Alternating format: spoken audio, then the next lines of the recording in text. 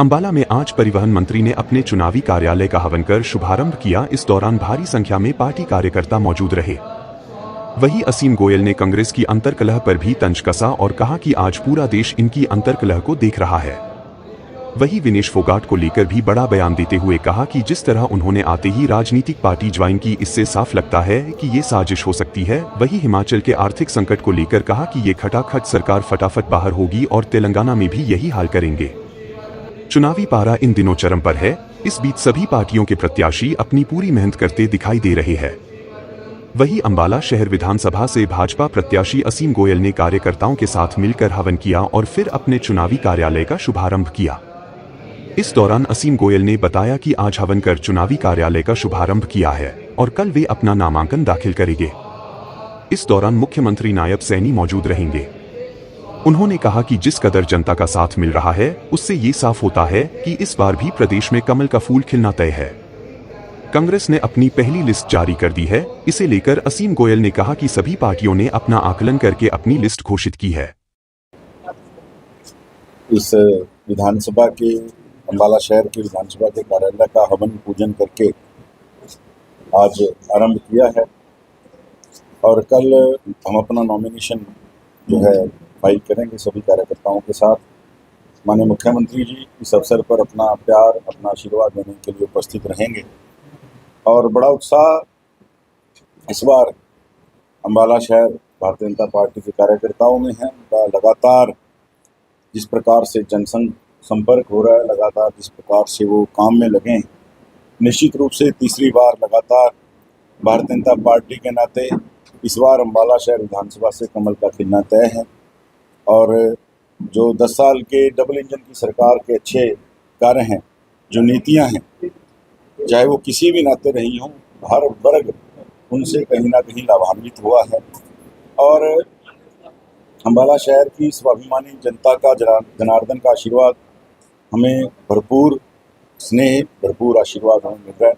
हम 100% विजयी होकर 8 अक्टूबर को जब रिजल्ट आएगा, ये अंबाला शहर भारतीय जनता पार्टी की सीट जो है, इसको हम दोबारा परचम फहराकर जो है कमल का फूल खिलाएं।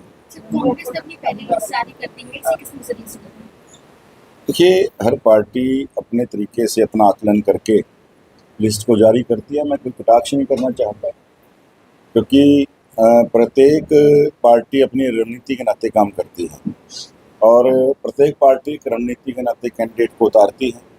उन्होंने लिस्ट जारी की है, जो भी कैंडिडेट हैं वो मैदान में आएंगे। लेकिन मैं इतनी बात जरूर कहूँगा कि भारतीय जनता पार्टी के कार्यकर्ताओं का, उनका जो विश्वास है, जनता का जो उनके प्रति विश्वास पैदा हुआ है उनकी नीतियों में, हम 100% जो है जीतकर भारतीय जनता पार्टी सरकार बना रहे हैं। देखिए, जैसे मैंने कहा कि ऐसे तो कुछ हमारे कैंडिडेट भी डिक्लेयर होने बाकी हैं, कांग्रेस की भी लिस्टें बाकी हैं, लेकिन एक बात उनकी सूची में स्पष्ट रूप से समझ आती है कि अंतर्कलह जो कांग्रेस के अंदर है।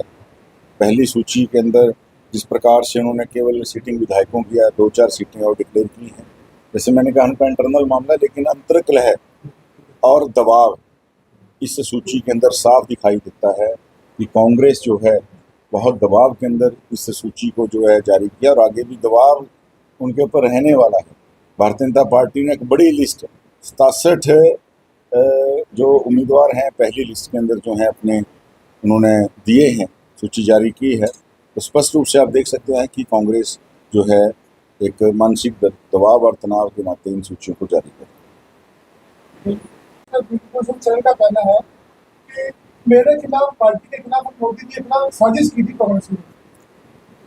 देखिए, मेरा ये मानना है, जिस प्रकार से आप एकदम से देश के लिए खेल कर आए हो और तुरंत एक एजेंडे से जुड़ जाना, एक हर चीज़ की गरिमा होती है। हमने भी प्लेयर्स को टिकट दिया, लेकिन एक अरसा बीत जाने के बाद जब वो सेटल हो गए, तो पहले जाने से पहले भी किस प्रकार का घटनाक्रम हुआ, आने के बाद भी किस प्रकार का घटनाक्रम हुआ, तो कहीं ना कहीं ये दोनों घटनाक्रम इशारा करते हैं कि किसी न किसी जगह से या किसी न किसी तरीके से उनकी जो है आपसी तालमेल तो था।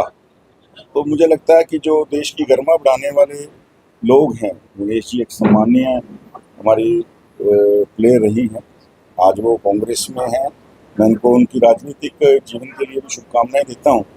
मैं क्रिटिसाइज नहीं कर रहा, लेकिन इतना जरूर कर रहा हूँ कि तुरंत आप ओलंपिक खेल के आने के बाद इस प्रकार से एक जो संस्था है उसकी गरिमा को एकदम से पॉलिटिकल पार्टी के हाथों में, तो इस प्रकार थोड़ा सा लगता है कि कहीं ना कुछ तालमेल था। डीजल करने की कितना भी देखते हैं इसके धान की खेती को डीजल करने की बात होती है हिमाचल प्रदेश। हिमाचल की आर्थिक स्थिति खराब है, उसको लेकर हिमाचल तो अब खटाखट प्रदेश है। ये खटाखट पार्टी जो है उनके द्वारा 3 सरकारें इस देश के अंदर चल रही हैं।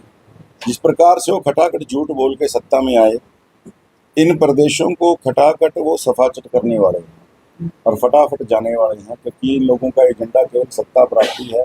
ये टिकाव की राजनीति नहीं करते, ना ये आर्थिक टिकाव दे सकते हैं, ना ये आप देखिए हिमाचल के मुख्यमंत्री को खुद कहना पड़ा कि हमारे पास अभी तनख्वाह के पैसे नहीं। ये किस और इशारा करता है? कर्नाटक को अपने नेचुरल रिसोर्सेज के लिए दुहाई देनी पड़ रही है कि हम उनका इस्तेमाल करेंगे, दोहन शुरू करेंगे, और तेलंगाना भी उसी रास्ते के ऊपर है। मैं तो इतनी बात जरूर कहना चाहूँगा कि जिस प्रकार से आप सत्ता प्राप्त करने के लिए ये खटाखट जैसे शॉर्टकट इस्तेमाल करते हो, आज पंजाब के अंदर की आर्थिक स्थिति क्या है, तो ये सब चीज़ें जनता जनार्दन को समझनी चाहिए कि राजनीति के अंदर पार्टियों का जो शॉर्टकट है वो कभी भी प्रदेश को बचा नहीं सकता। और आज वो किस प्रकार से हिमाचल तो पहले भी यही था, भांग की खेती अगर होनी होती, लीगलाइज करनी होती तो पहले क्यों नहीं की? पहले इनकी भी सरकारें रही हैं, लेकिन ये बात कह के कि आर्थिक स्थिति कमज़ोर हो गई है इसलिए हम भांग की खेती जो है करना शुरू करना चाहते हैं, तो आप समझ ही सकते हैं कि किस प्रकार से इन्होंने प्रदेश को बर्बाद करने का काम किया। किस तरह के देखिए बहुत बड़ा परिवार है भारतीय जनता पार्टी का। परिवार इन 10 सालों के अंदर बहुत बड़ा हुआ है, बहुत से साथी दूसरी विचारधाराओं से भी आए, हमारा एक पुराना भी कैडर है। और मैं इतनी बात जरूर मानता हूँ कि भारतीय जनता पार्टी की रीति नीति के अंदर जो ढला हुआ कार्यकर्ता है वो कभी भी पार्टी की विचारधारा के खिलाफ नहीं जाता, और जो कुछ साथी जो गुस्सा है उस गुस्से को जो है उनको मना भी दिया जाएगा, दूर भी कर दिया जाएगा। अंततः आप देखिएगा, जैसे मैंने कहा, बड़ा परिवार के अंदर कुछ बातें उठ जरूर सकती हैं, लेकिन उनको जो है शांत भी कर दिया जाएगा।